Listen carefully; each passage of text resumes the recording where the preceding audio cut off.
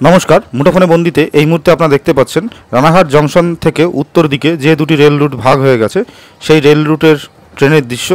যে ট্রেনটিকে গোটা মোবাইল স্ক্রিনে দেখতে পাচ্ছেন এটি হলো গেদে লোকাল, যা কিনা গেদের দিকে চলে যাবে, এবং যে ট্রেন থেকে ভিডিওটি করা এটি কিন্তু কৃষ্ণনগর সিটি লোকাল, যা কিনা কৃষ্ণনগর সিটি জংশনের দিকে এগিয়ে যাচ্ছে। তো আজ 6ই আগস্ট 2025 ভারতের রাজধানী নিউ দিল্লির যে রেলওয়ে ভবন রয়েছে সেই রেলওয়ে ভবন থেকে পূর্ব রেলের জেনারেল ম্যানেজার সাহেবের কাছে যে অর্ডারটি এসছে সেই অর্ডারটি সম্পর্কে আলোচনা করব এবং জানব। তো এই যে রানাঘাট জংশন, যা কিনা শিয়ালদা থেকে 73 কিলোমিটার দূরে অবস্থান করছে, এবং কৃষ্ণনগর সিটি জংশন, যা কিনা শিয়ালদা থেকে 99 কিলোমিটার দূরে অবস্থান করছে, এই দুটো জংশনের মধ্যে যে 26 কিলোমিটার রেল রুট রয়েছে, এই 26 কিলোমিটার রেল রুটের মধ্যে মোট 5টি প্ল্যাটফর্ম রয়েছে।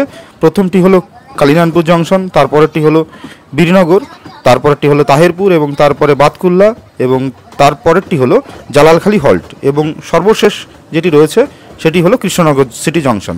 তো এই কৃষ্ণনগর সিটি জংশন ও রানাঘাট জংশন এর মাঝখানে যে রেল রুট রয়েছে এটা আগেই ডবল রেল রুট হয়েছিল, অর্থাৎ আপ লাইন ও ডাউন লাইন ছিল। এখন নতুন করে এখানে তৃতীয় লাইনের যে প্রজেক্ট হবে সেই প্রজেক্টের উপরে কিন্তু শিলমোহর পড়ে গেল। তো আজকের মূল আলোচ্য হলো সেই প্রজেক্টটা নিয়ে।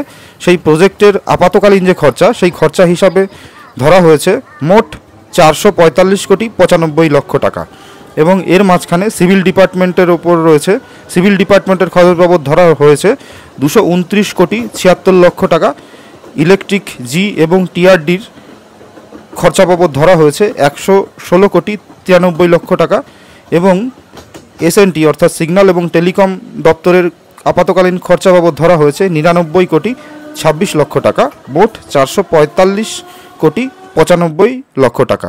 তো এই যে দেখুন তার অফিস অর্ডার ছিল। এই যে খরচা ধরা হয়েছে সেটি কিন্তু নতুন যে তৃতীয় লাইন তৈরি হবে সেই তৃতীয় লাইনের অর্থাৎ থার্ড রেল যে প্রজেক্ট, সেই প্রজেক্টের খরচা বাবদ ধরা হয়েছে। তবে সেই প্রজেক্ট কবে শুরু হবে বা কবে নাগাদ শেষ হবে তা নিয়ে এখনও কোনো কিছু আলোচনা করা সম্ভব নয়, কারণ এই প্রজেক্টটাকে বাস্তবায়িত করার পেছনে অনেকগুলি ধাপ রয়েছে। তার প্রথম ধাপই হলো টেন্ডার, এবং সেই টেন্ডার কারা পাবে, কদিনে কাজ শুরু করবে, তার কী কী নিয়মাবলী রয়েছে, এসব বিভিন্ন তথ্যাদি রয়েছে। তো তা নিয়ে পরে আবার তথ্য পেলে ভিডিও বানানোর চেষ্টা করব। তো এই মুহূর্তে দেখুন যে রানাঘাট ফরেস্ট রয়েছে, সেই ফরেস্ট বরাবর ট্রেনটি যাচ্ছে, গেদে লোকালটি, এবং পাশে আমাদের কৃষ্ণনগর লোকাল ছিল, এবং কৃষ্ণনগর লোকাল থেকে গেদের ট্রেনটি কত সুন্দর লাগছে দেখতে।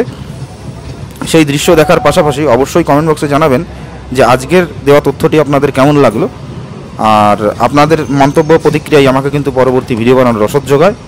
ধন্যবাদ। ভারতীয় রেলে আপনাদের যাত্রা শুভকামনা করে শেষ করছি আজকের মতো ভিডিও। ভারতীয় রেলে সবার যাত্রা শুভ হোক।